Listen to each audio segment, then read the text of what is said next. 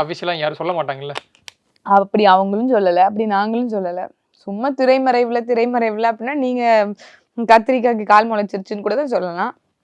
அது அந்த மாதிரி எந்த பேச்சுவார்த்தையும் நடக்கல. நீங்க பொது வேட்பாளர்ன்னு எந்த அடிப்படையில சொல்றீங்க? எந்த சாதி, மதம், எந்த சார்பும் இல்லாத ஒரு பொதுமக்களுக்கான வேட்பாளர். அதனால பொது வேட்பாளர்ன்னு சொல்றேன்னீங்கன்னா, வெல் அண்ட் குட். அத அக்செப்ட் பண்ணிக்கிறோம். எஸ், நாங்க பொது வேட்பாளர் அப்படின்னு. எல்லா இயற்கை மரம், செடி, கொடி, மண் வளம், மலை வளம், காடு வளம், கனிம வளம், காட்டு வளம், நில வளம்னு எல்லாத்துக்கும் பேசக்கூடிய ஒரு பொது மனிதர் அப்படிங்கிறனால அவர் ஒரு பொது வேட்பாளர்னா அத அக்செப்ட் பண்ணிக்கிறோம். ஆமா, அவர் வந்து ஒரு பொது வேட்பாளர். ஆனால் திமுகவும், அதிமுகவும் அங்க ஃபீல்டு பண்ண போறதில்ல. அவங்க எல்லாருமே வந்து நாம் தமிழர் கட்சியினுடைய சீமான் மட்டும் வந்து நிக்க வைக்க போறாங்க அப்படிங்கிற முடிவு எடுத்துட்டாங்க. அதனால அவங்க எல்லாருமே சேர்ந்து முடிவெடுத்தனால அவர் வந்து ஒரு பொது வேட்பாளர் அப்படின்னா, அந்த மாதிரி டாக்ஸ் எங்கேயுமே போகல. அந்த மாதிரி டிஸ்கஷன் எங்கேயுமே நடக்கல.